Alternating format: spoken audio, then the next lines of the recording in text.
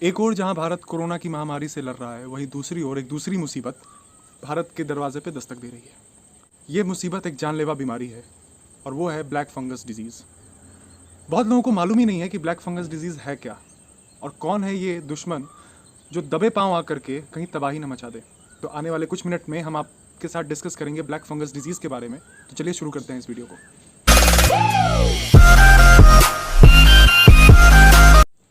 Hello दोस्तों, मेरा नाम है देव और आप देख रहे हैं द इनसाइड स्टोरी। आज हम बात कर रहे हैं ब्लैक फंगस डिजीज़ की। इससे पहले कि हम डिटेल में बात करें ब्लैक फंगस के बारे में, एक केस बताता हूँ। मुंबई के एक आई स्पेशलिस्ट डॉक्टर अभिषेक नायर एक 25 वर्षीय महिला की सर्जरी कर रहे थे। वो एक डायबिटिक पेशेंट भी थी और 3 हफ्ते पहले वो कोरोना से ठीक हो चुकी थी। उस सर्जरी में एक टीम थी जिस टीम में एक आई स्पेशलिस्ट, एक ईयर स्पेशलिस्ट, एक नोज स्पेशलिस्ट और एक थ्रोट स्पेशलिस्ट थे। सबसे पहले नोज स्पेशलिस्ट ने उस महिला की नाक में एक ट्यूब डाली और उस ट्यूब से उन सभी टिश्यूज़ को निकाला जो कि ब्लैक फंगस डिजीज़ से ग्रसित थे, यानी इन्फेक्टेड हो चुके थे। उसके बाद अभिषेक नायर ने उस महिला की एक आँख को ऑपरेट करके निकाला। मैं रिपीट कर रहा हूँ, उस महिला की एक आँख को ऑपरेट करके निकाला, यानी वो महिला आप कभी दोबारा देख नहीं पाएगी। क्यों? क्योंकि वो फंगस इन्फेक्शन उसकी आँख से होते हुए उसकी ब्रेन तक जाने की संभावना थी। उसकी जान बचाने के लिए उसका ये आँख निकालना बहुत ज़रूरी था। वो महिला एक पहली केस नहीं थी। भारत के कई शहरों में ऐसे केसेस डेली मिल रहे हैं और खासकर ऐसे पेशेंट्स में जो कोविड-19 से ठीक हो चुके हैं या हो रहे हैं। और साथ ही साथ ऐसे लोग ज़्यादा प्रोन हैं जो हाइपर डायबिटिक के शिकार हैं। तो जानते हैं ये ब्लैक फंगस डिजीज़ है क्या। ब्लैक फंगस डिजीज़ एक्चुअली एक फंगल इन्फेक्शन है। फंगस जो हमारे इन्वायरमेंट में हमेशा पाया जाता है, खासकर ऐसे जगह पे जहाँ पे मॉइस्चर ज़्यादा हो, सॉइल में, प्लांट्स में, और ये हमारे सांस के द्वारा हमारे शरीर के अंदर चला जाता है। पर ऐसा क्या है कि कोरोना पेशेंट्स आजकल ज़्यादा इन्फेक्टेड हो रहे हैं? ऐसा क्यों है कि ब्लैक फंगस डिजीज़ से सबसे ज़्यादा कोविड पेशेंट्स या फिर डायबिटिक पेशेंट्स ज़्यादा इफेक्टेड हो रहे हैं? एक्चुअली कोविड पेशेंट्स को ठीक करने के लिए उनको स्टेरॉइड्स दी जाती है। स्टेरॉइड्स कोरोना वायरस को सप्रेस करता है, साथ ही साथ ब्लड शुगर लेवल को बढ़ा देता है। और जिन लोगों में पहले से डायबिटीज़ है उनके लिए खतरा बढ़ जाता है। और जब ब्लड शुगर लेवल बढ़ता है तो शरीर की इम्यूनिटी अपने आप घट जाती है, और जब इम्यूनिटी घट गई तो ये फंगल इन्फेक्शन आसानी से आपको बीमार कर सकता है।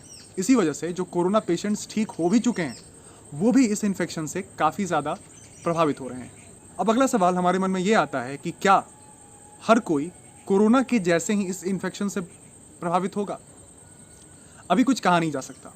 एक्चुअली ICMR ने एक रिपोर्ट दी है, एक कैटलॉग जारी किया है जिसमें उसने कहा है कि अभी तक मिले केसेस सिर्फ और सिर्फ कोविड-19 पेशेंट्स के ही रिपोर्ट्स बताते हैं।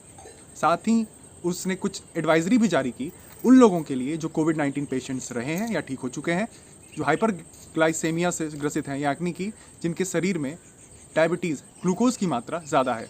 तीसरी वो जो रेगुलरली स्टेरॉइड्स लेते हैं। और चौथे वो जो इम्यूनोसप्रेसिव ड्रग्स लेने की वजह से जिनके शरीर में इम्यूनिटी कम है। इम्यूनोसप्रेसिव ड्रग्स कौन लेते हैं, मैं इस बात में एक बात नोट कर दूं, जिन लोगों के ऑर्गन ट्रांसप्लांट हो चुके हैं उनको इम्यूनोसप्रेसिव ड्रग्स लेना होता है। जैसे किसी ने किडनी ट्रांसप्लांट करवाई है तो वो immunosuppressive drugs through out life time खाते हैं।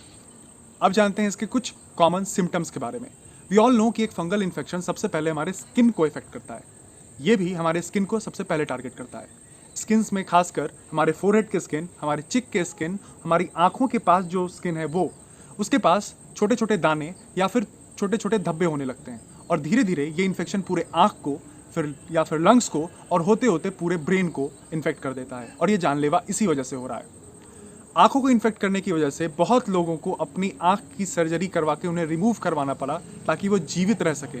कुछ दूसरे सिम्टम्स की बात करें तो इसमें कफ, और वो भी वोमिटिंग टेंडेंसी, खास करके जब आप वोमिटिंग होती है तो उसमें ब्लड आना, सर दर्द, पेट में दर्द और काफ़ी अलग अलग सिम्टम्स अलग अलग लोगों में पाए गए हैं। अब जानते हैं कुछ इसके डूज एंड डोंट्स के बारे में। सबसे पहले आप अपने ब्लड शुगर लेवल को मेंटेन करके रखिए।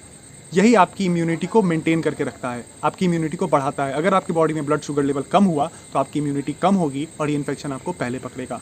दूसरा, आप कभी भी स्टेरॉइड को बिना किसी प्रिस्क्रिप्शन के, बिना किसी डॉक्टर को दिखाए हुए मत लीजिए। अपना वैद्य मत बनिए। वैद्य हकीम खतरे जान, बहुत पुरानी कहावत है, उस पर अमल करिए।